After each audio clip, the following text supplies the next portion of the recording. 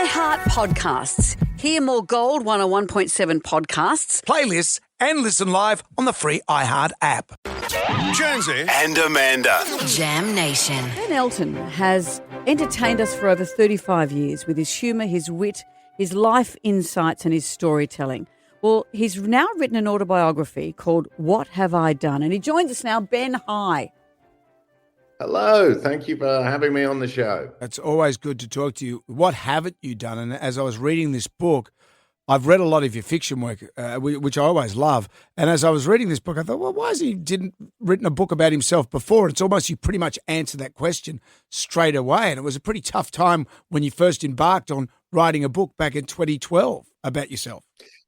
Yes, I've never particularly, up until 2014, really, I'd never thought about writing a biography. I always thought it was a bit funny, people writing them, when they were really quite young. But obviously, you get famous, you get offered a book deal, and I guess you do it. Sometimes people write more than one biography. My very dear friend Stephen Fry has got 3 out, and I don't think he's out of short trousers yet. But anyway, I didn't think about it for most of my life. But then after Rick died, and also I had a particularly, I was in a bit of a career slump and feeling very slightly sorry for myself, which is unlike me.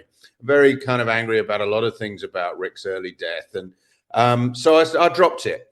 But then quite recently, last year, my mum died, which left me a very old orphan. And also there's quite a bit of dementia about and in my family. And I just thought it was time. I loved reading about your university years and obviously the places that you were living gave birth to the young ones. But it's such a love letter to Rick Mayall. You said the second you saw him, you pretty much fell in love with him. Yeah, it looked like all love affairs. This one was very much a platonic love affair. But I did love him. It was kind of love at first sight. He was a third year, I was a first year. So that was, he was very impressive. He was incredibly handsome. I'm not normally a great, one who notices male beauty, but no one could ever fail to look at Rick and not be incredibly struck by his sort of mesmerizing.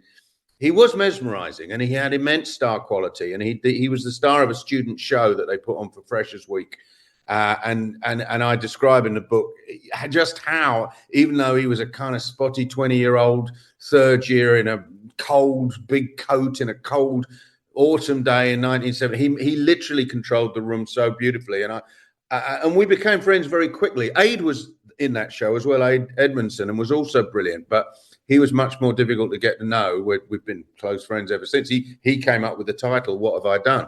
Oh, and that's what you said in the start of the book. The BBC passed on a new show that you and he were working on in 2012. I find that extraordinary that someone would pass on Rick Mayall. And yeah, the BBC knocked him back. They thought he was too big a presence. They for BBC One, they were aiming for a sort of family audience. I don't know what they were aiming for. I like how you write about you knew you could write gags, but writing a long form comedy or a story was a different story. And the length and breadth of how your brain works with Blackadder. I mean, did you have a childhood love of history? Where does this stuff come from?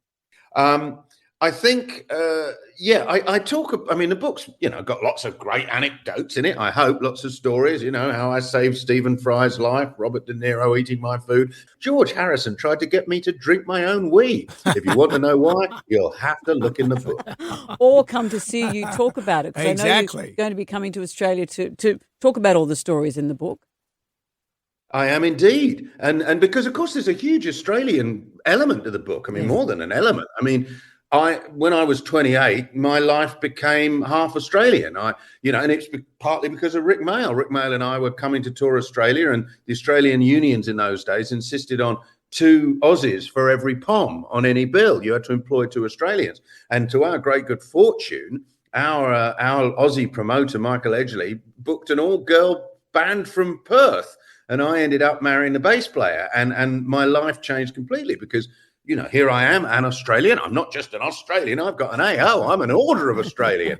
And let me tell you now, the Poms haven't given me anything, that's for sure. And they knighted Baldrick. Can you believe that? And I've had nothing. Anyway, so H.G. Nelson, my dear friend, who was on my British show back in the 90s with Roy, is going to talk to me about my book on stage live, and we'll take some questions. So, you know, if you want to come along, I'm sure with HG there, it'll get rough and ready. You could come along and see me cancelled. It could happen. You never know, because we're going to be being very honest. Well, we're going to stand in our truth. Maybe if you go full Gandhi and start drinking a cup of your own around there, that could be a thing. I go, yeah. Take George Harrison's advice. Finally, it was very loving advice. I mean, you might have missed out on something, Ben. It might be really good. You might. Yeah, I never did. I've got to be honest. I'd pretty much do anything for a Beatle, but not that. I have to admit. Ben Elton, it's always great to talk to you. For tickets to see Ben Elton on tour, head to fane.com.au and check out his new book, What Have I Done? It's available right now. It's a great read. Ben, thank you for joining us. Thank you so much. Good on you.